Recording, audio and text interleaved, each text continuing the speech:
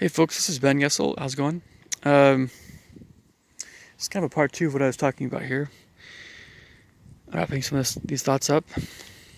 Um, so, President Gordon B. Hinckley talking about all this stuff.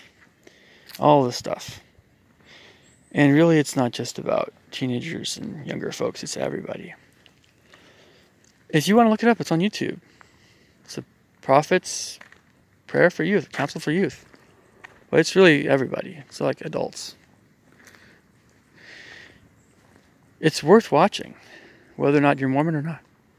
Because what he's talking about applies to all of humanity. It's not just Mormons, it's everybody. This is one of the misconceptions that people have about, I'm talking about who do I identify with? Different groups that we identify with. This is one of the misconceptions that sometimes some people have. You say to yourself, identify with these different groups because of these reasons. Well, sometimes what's happening, depends, everybody's still different, but sometimes what's happening is that, to be honest, I don't know, some people,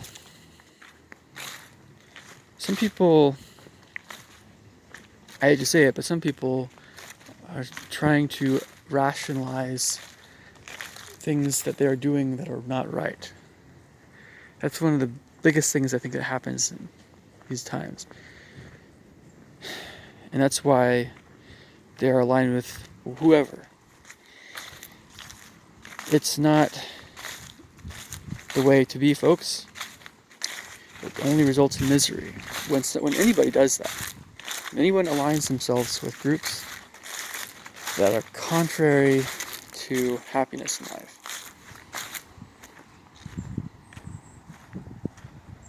And if you don't believe me, or if you're not sure about that, all anybody needs to do is just live their lives, and they'll figure it out. It's always better to figure things out when you're younger rather than older. So, it's not what is said by my church leaders that bothers me. If it bothers me, it's because it's hard doctrine that is true. And it's still hard. Sometimes hard to live by, but it's true. If it wasn't true, we wouldn't listen to it. We would know it was not true. Yeah, it's just. But since it is true, you have to know it's true first in your gut, your heart. And once you know it's true, you see, some people just can't bear to listen to it because some people are afraid of the truth. Some people ask, what is true? If you ask that question, but you really mean it, if you really mean it, you'll find out what's true. But you might not always like what it is that you discover that's true. So you have to keep exploring. I think that the pursuit of truth is one of the things that makes me myself. It's very integral to my own character. It's always been that way. And I'll never rest until I understand all truth.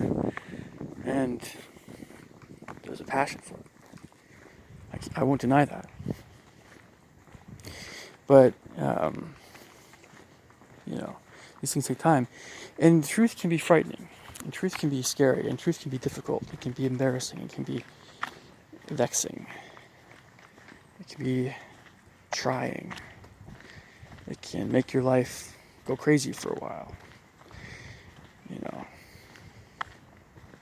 Recognizing things in your own character that need to change, recognizing whatever it is. That all involves not only understanding what's true, but acting on it. So, getting back to my earlier train of thought with exclusion and inclusion. And also mentioned the Twilight Zone episode. By the way, this alcoholic guy, he really felt miserable because he was consumed by his job. I guess as a cop or something. I'm not sure what exactly it was. They didn't spend more time with his son, that he was consumed by alcoholism. He never told his son how much he loved him. These are deep subjects, folks. These go very, very deep. Very, very deep. And I'm sorry this sun's glare it's hard to see what's going on. There we go, that's better. But it's good to have some sunlight here. I mean, here we go, that's better.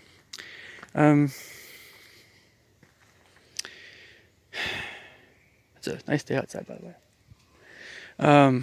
Really nice. You can see stuff here. So, but there's many sobering things about life. And when something sobers you enough, it changes you. Hopefully for the better.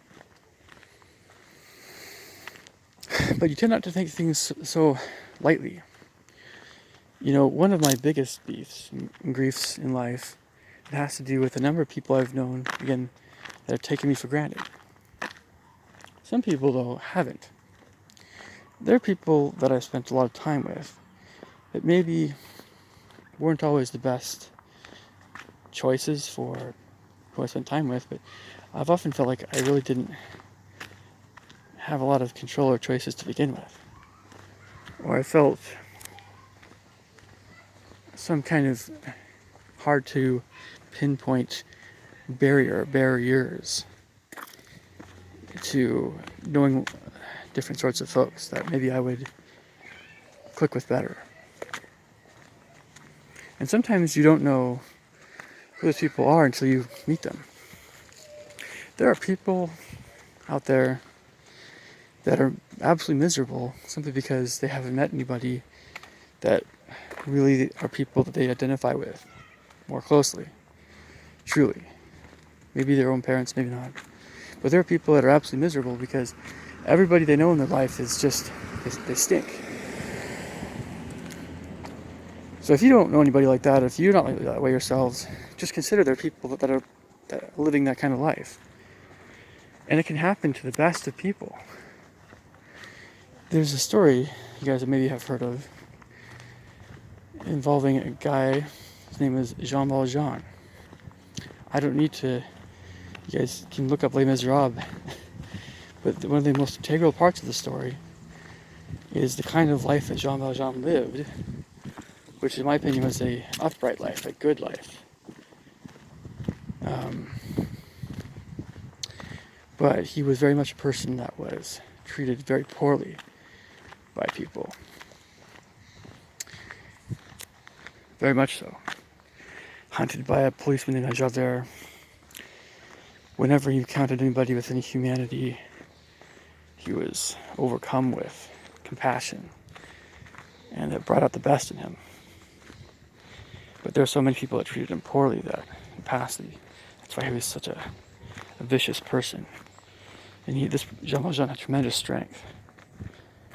And in all this, you may think it's fiction, but how many real life Jean Valjeans are there, even if they're not incredibly strong and whatever else? And that's the real takeaway. That's the real takeaway. How many people out there have been treated very poorly by others their entire lives? And then I do mean viciously, like terribly. And then someone comes along and they're just angelic to them. Imagine what that does to a person. They have no concept sometimes of how to act. And you can have all kinds of variances, from romantic infatuation to you tell me. But imagine what that does to somebody. It's amazing for them. There's amazing things for somebody. When somebody's finally humane and civil and considerate and all these things to somebody. It does amazing things for them.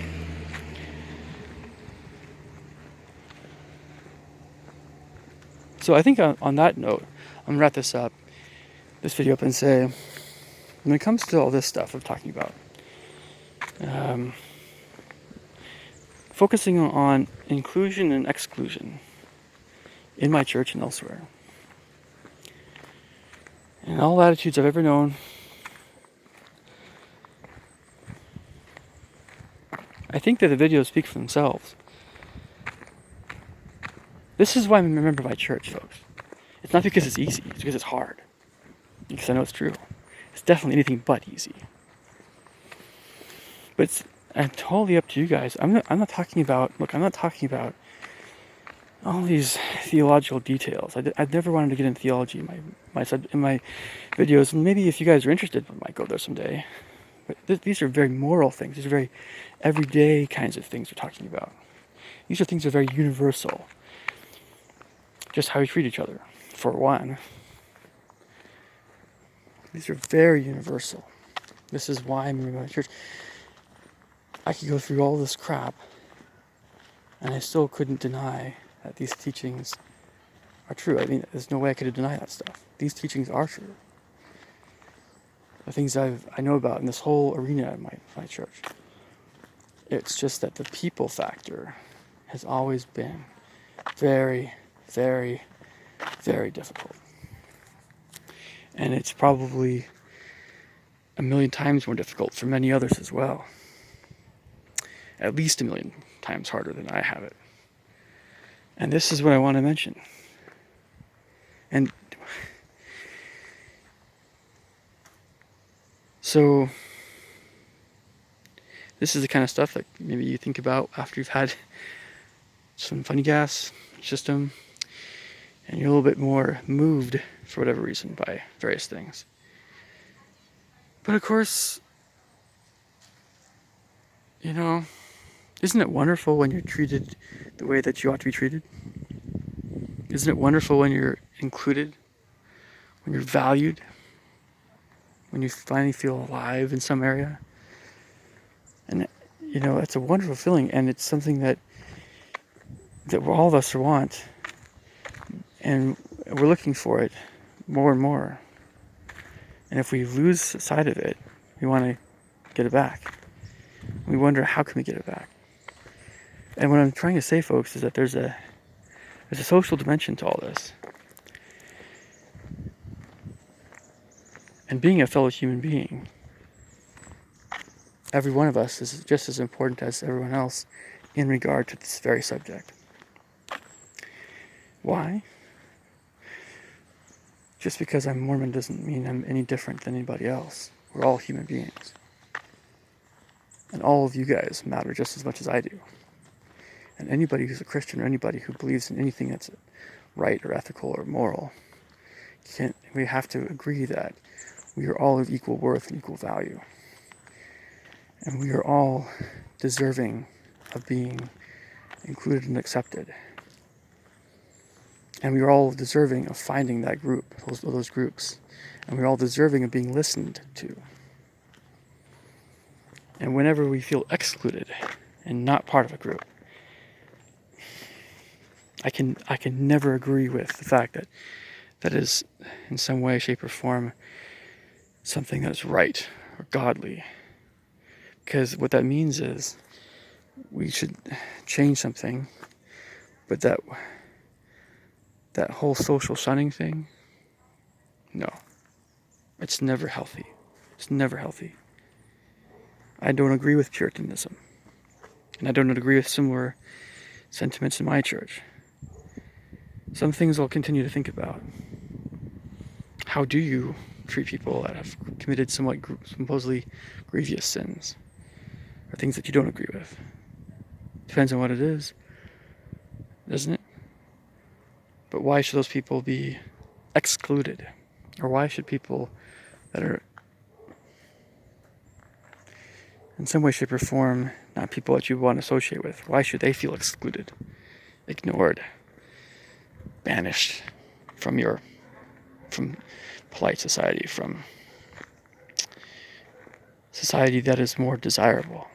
Why should they be excluded? Why should they feel always tormented by their own conscience? There's some things that are very, very difficult to deal with. And some people simply just don't acknowledge that they have them in their character. So if this video is getting through to you guys, by all means let me know. You don't have to agree with all of it. But I would assume that you probably would get the gist of it. And this is real religion. This is what real religion is. This is the heart of what real religion is. Alright, you guys leave me the thoughts and comments below. Catch you guys later.